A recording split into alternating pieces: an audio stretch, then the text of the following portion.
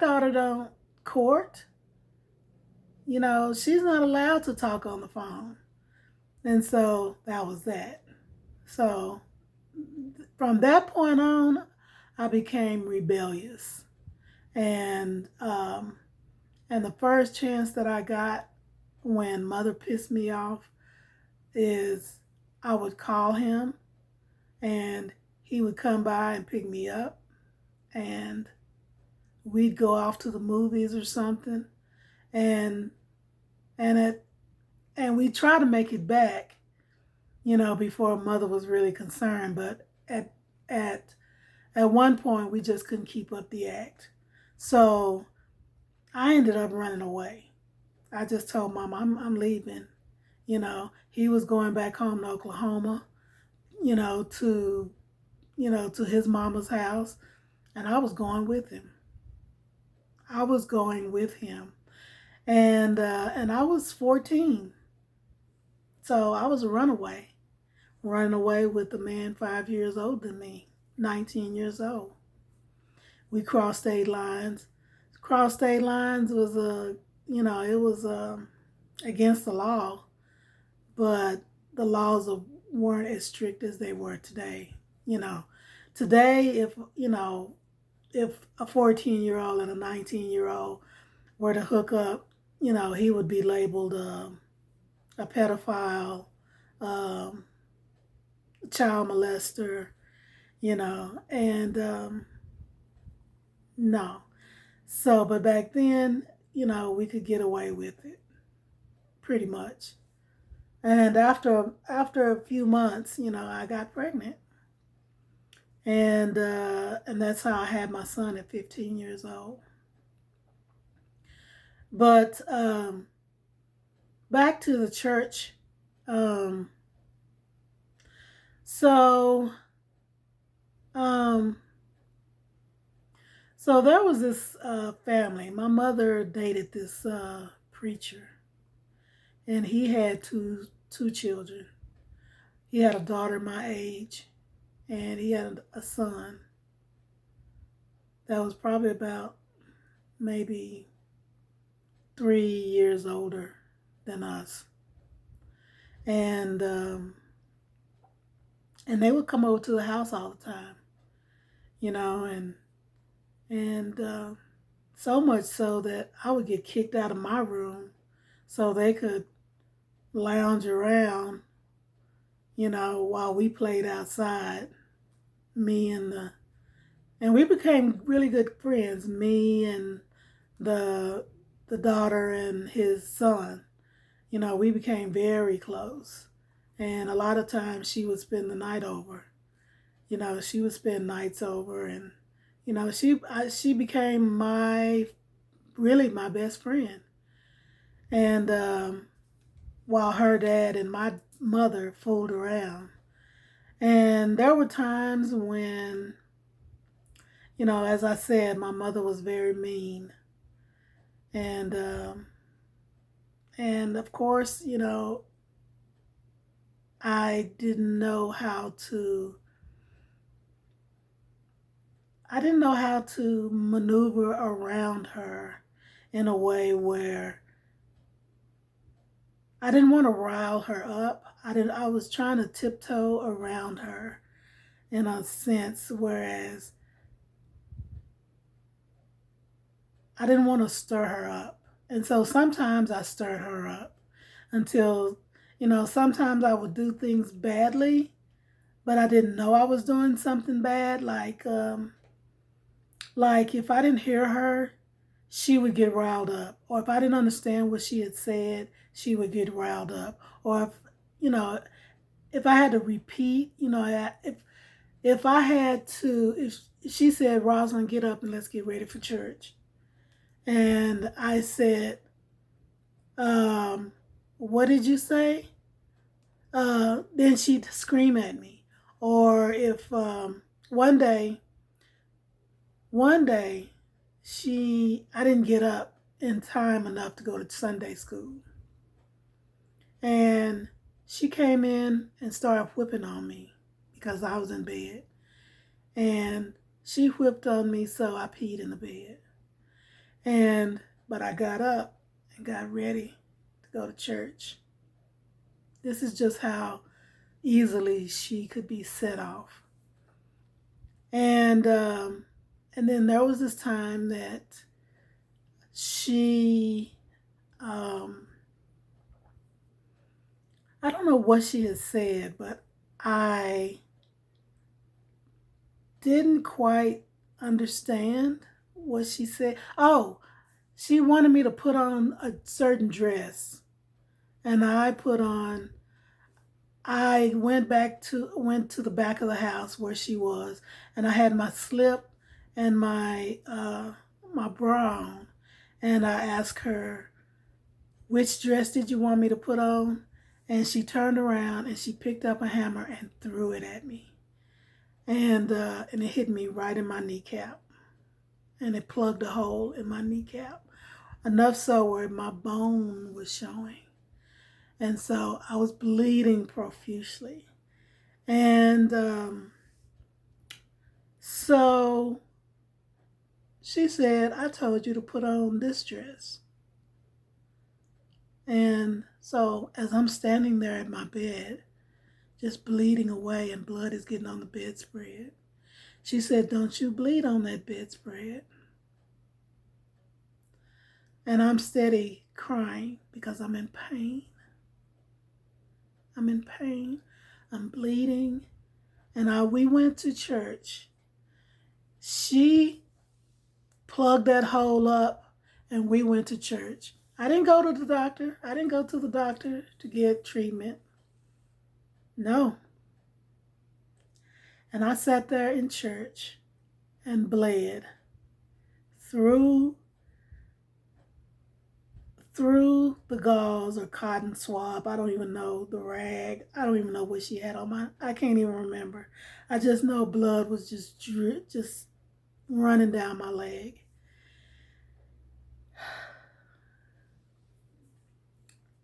And so that was traumatic because I didn't get help. People were sitting around in my little rinky-dink church and watching my leg bleed.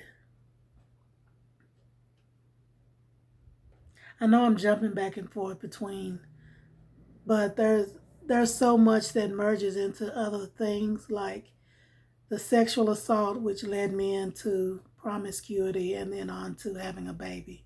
Now I'm talking about abuse. And also, my friend, the one that I became best friends with, her dad was this very tall, military, stern, stiff-faced preacher. And she would have him beat me. She would have him beat me. He would beat me with an extension cord. And he beat his own daughter with an extension cord. We both went to school the same time with welts on us from the extension cord. Just bruises everywhere on our arms. I felt so bad for her because she got it worse than I did. And for these were for petty reasons. These were for just, I mean, if the stuff that we did happened today in our society today, a good parent would sit you down and have a good talk with you. That would be the logic. And tell you what you were doing wrong. And tell you how to do better. How to, that's what would happen today. But back then, the strap ruled. There was no sitting down. There was no talking it out. When you did something wrong, you were beaten. you were beaten, your ass got beat. That's what happened to us. And the older son, he would never get an ass whooping. He never got an ass whooping. I may have seen him one time get an ass whooping. But all the other times, nope, nope. But, this is a man's world, see? And the man rules. So, back then, the man ruled. And my mother, all she had to do was tell him, Rosalind did such and such and such, and here he come. And he had a way of taking his belt off, because he would also use his belt, just in case the extension cord wasn't nowhere around. He'd have a way of taking his belt off, and he'd slang it like so. Yeah. And I just knew, okay, this is it. This is it. Stuff started to just bubble up in me. I just started to get overwhelmed. Just started to get so fearful because I knew the pain was coming. I knew the pain was coming.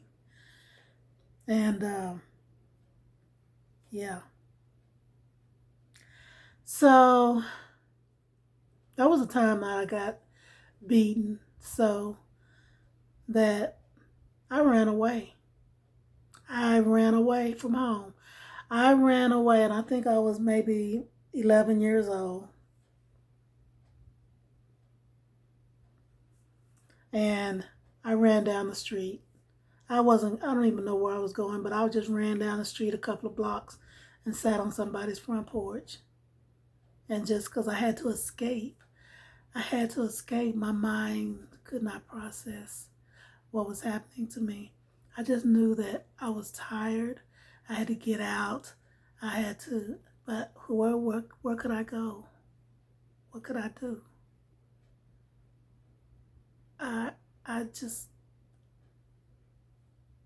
It was so traumatic.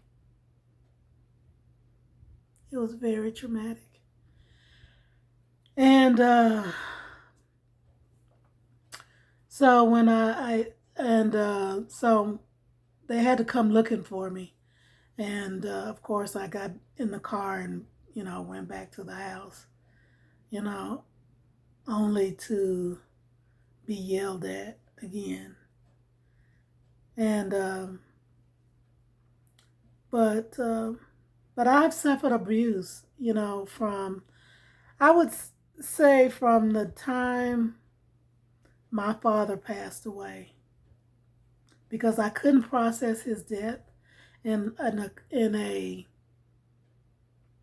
way that would be in a comprehensive way. Well, my cognitive skills because when I was 7, I didn't know about death. So, and he passed away right in the next bedroom. And I could hear the paramedics and mama yelling for him to, come back. And so I couldn't process it. I didn't know what death was, and that was my first experience of death. And so from that point on, I just kind of withdrew within myself, and I began to resent people. I didn't make friends easily. I isolated myself. I couldn't get along with people. When I was in the 5th grade and I went to a private school, I couldn't get along with those kids. They thought I was stuck up, and I just withdrew. I couldn't process what was going on in my world. And so yeah, I was always in fights on up until I got into Was it middle school? In middle school. No, I think in high school I had one fight. Yeah, high school I had one fight.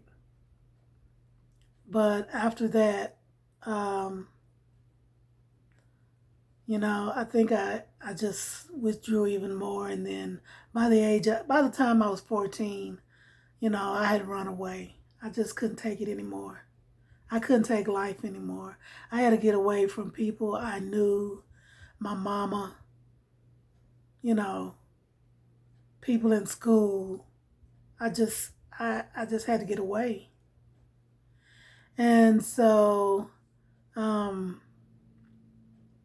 so I lived in Oklahoma for a while with my baby daddy.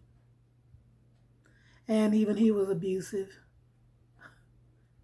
Yeah, he was abusive. He broke my jaw. And and for no particular reason. Just because I wanted to go with him to a football game. And yeah, he was abusive. He slung me around on my belly when I was like 6 months pregnant. And yeah. So anyway, when he went to jail, I don't even know if I talked about this in a previous video or not. But I'll be going over some of this stuff, from videos to. I'm just initially telling you my story. And if this is something that you can relate to, if you know, and you're still going through something and you're trying to heal from it, um, please, share with me your story. Um, I feel like if you talk about it, that's the first step in healing. And I do see a therapist. I see a therapist, and with me talking about it, and also praying about it, because there were days that I questioned God. There was days that I was like, God, what are you doing to me? How did you allow this to happen to me? How could you allow this to happen? Why? Why? Why? And after I became an adult, um, after I became an adult, then I started to question the Bible. I would question who wrote the Bible. You know, why, everything that a logical mind would think of, that's what I thought of. And like, I would just have logical questions like, who wrote the Bible? And how did they know to write it in English? Or how, you know, how did Adam and Eve, you know, how did they exist? How did they have children, and then their children had to have incest in order to have the rest of the population? Are we all ancestral beings? I mean, it's just, what about dinosaurs? How come the Bible doesn't mention anything about dinosaurs? I mean, I had all these different questions that a logical mind would have, you know? And I just said that I questioned it for sure. I questioned God. But, then I realized that the Bible is just a book of stories. That's how I come to the realization that the Bible is a book of stories. And we use each book of each story to then parallel it with our existence and the things that we go through. And so I do believe in God. That's something that's been ingrained in me. And some people would call it a higher power or your God or whatever, you know. But I believe in God. I believe in faith, having faith. But my faith has been tested. My faith has been tested. But to this day, I do believe that if it hadn't been for faith and strength, because everything that I've been through has strengthened me so much. I mean, you're talking about being knocked down. And when I got back up, I shook it off and proceeded. Even if I was faking, I pretended like it didn't hurt. You know, there was one time I was getting a whooping, and the preacher man said, because I wouldn't cry. And this is another memory that's popping up in my mind now. There was a time that this preacher whipped me so, and I just stood there and I would not cry. That's just how stubborn I became. And he says, "So, you're not going to cry, huh?" And I said, "No." But eventually I cried just so he would stop, you know. But for that split second, I held determined not to cry.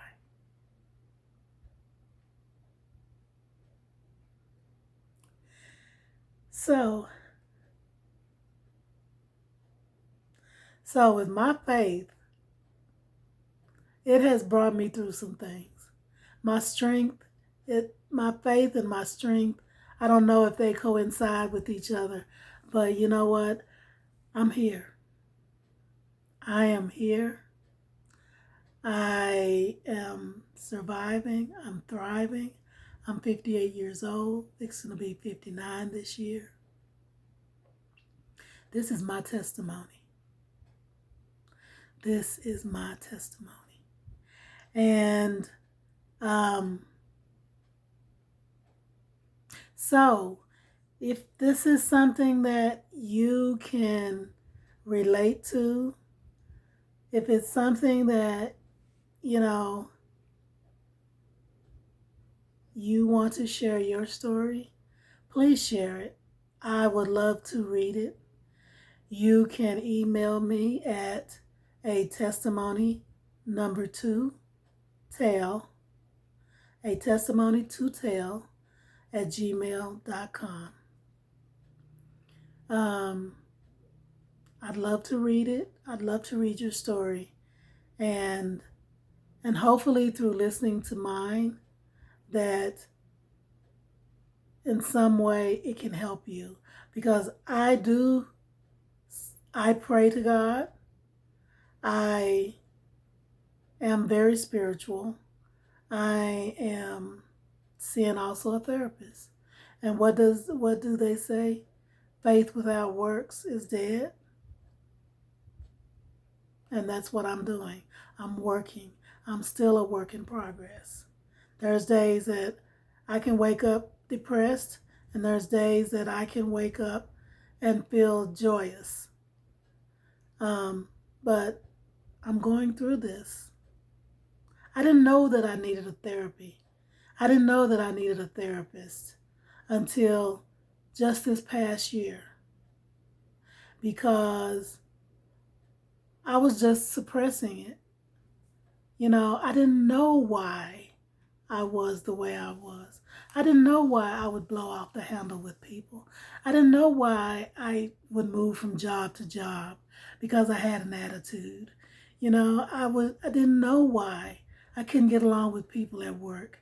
I didn't know why, that I kept coming up fist to fist, with different, well, not fist to fist, but getting in bad relationships with men. I was attracting bad relationships with men.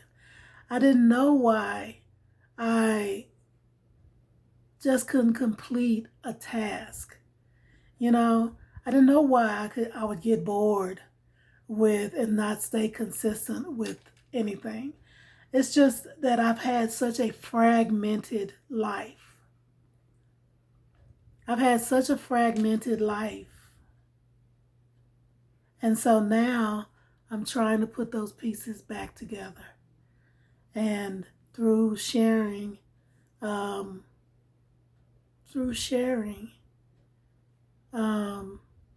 just maybe it can not only just help me, because every time I tell a story, it frees me up. It frees my mind. It creates a little bit more space in my cognition, in my soul. It becomes a little bit more lighter. And so share your story. It will help you. And if you need therapy, then do that. There's nothing wrong with therapy. There is absolutely nothing wrong with therapy. So, but just, be good to yourself. Be good to yourself. And if there's anything in this content that you've liked, please hit like. Please hit subscribe. And I don't know what my next topic is going to be about. I don't even know because I've shared so much, and now I don't even know. But it'll be a good one. It'll be a good testimony. So thank you for watching, and I will see you on the next video. Bye.